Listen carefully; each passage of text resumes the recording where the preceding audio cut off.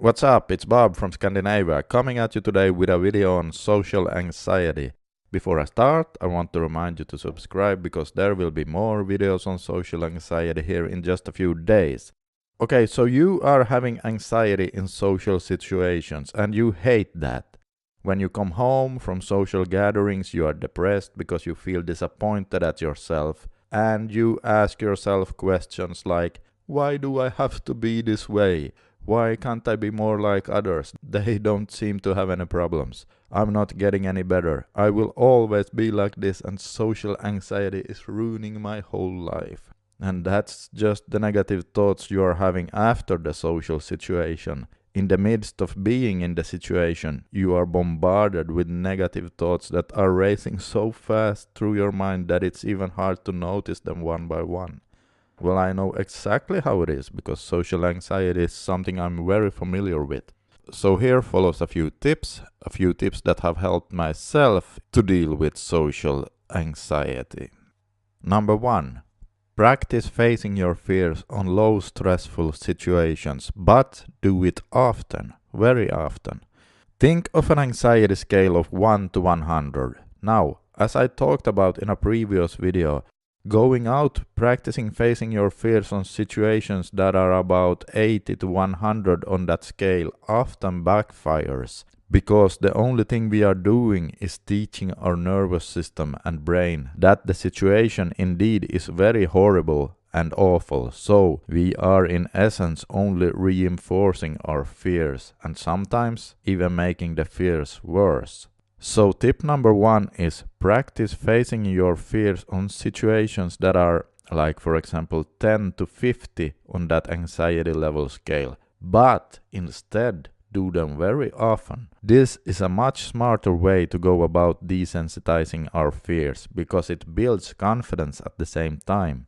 I can put a link in the description box to the video where I talk more about the idea behind this.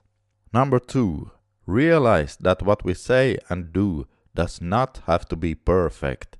When we suffer from social anxiety or even just regular shyness, we often feel like what we are saying or doing somehow is not good enough just because it's coming from us. But realize that not everything that people say or do has to be super smart, funny or entertaining.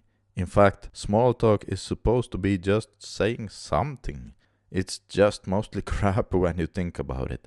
Spend the next few days thinking about that when you listen to people talk. Is everything they say super funny, super intelligent, entertaining and interesting? No, it is not. So why then do we feel that everything we say have to be perfect? It doesn't make any sense. Look, most people like to talk about themselves and just having someone there that is quiet and listening to them feels fantastic to them. There are even many who hire therapists, paying them only because it's so hard finding people who really listen to us nowadays. So why do we feel the need that we have to do all the talking and be entertaining? That's only rude. And if you are sitting with a group of people talking and you hear that they really do have super intelligent conversations and you feel that you have nothing to add to it and you start feeling like you are not as smart as them, then remember that we are all good at different things and right now they are talking about some subject that they are good at and it just so happens that it's not your favorite subject at that moment. So in conclusion, we have a distorted picture that everything we say and do has to be perfect, but it doesn't. So, number 2 is realize that it's unrealistic and there is no need for that. Who likes perfect people anyway? Well, almost no one. Number 3, realize that you do not need anyone's approval. You don't need to explain why you feel or think a certain way, or why your hands might be a bit shaky, or why you have the opinions you have.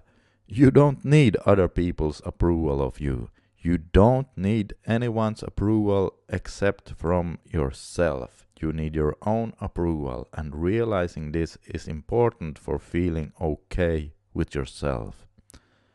Number 4, having a confident body language. Always try to keep an open posture and a confident body language. You will look more secure and confident this way, but that's not the point. You see, the point is that by using your body like a confident person would, it will also make you feel more confident.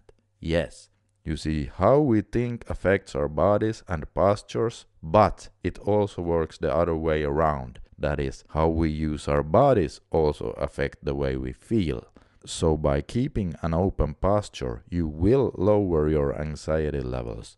Think of someone that is very confident and try to imitate their way of using the body. It could be someone you know or someone you have seen on TV, an actor or a politician, for example. Number 5. Take the edge off with some extra help. In order to make it easier for you in social situations, there is nothing wrong with using anxiety supplements to take the edge off the anxiety. By doing this, it will also be easier for you to remember how and what you were supposed to think, in other words, the mental tools. If we are having extreme high levels of anxiety, it is common that our minds go completely blank, and so we can't even remember how and what we were supposed to be practicing when it comes to using our thoughts. I have written an article about all the anxiety supplements I have found to work best for me during my years of struggling with social anxiety, and if you are interested, I can put a link to that article in the description box under this video. Just click that link and go read about them. Okay, that's it for today. Remember to subscribe so that you'll get notified when I release new videos shortly on anxiety and how to deal with social anxiety. Thanks for watching. Have a happy and awesome day.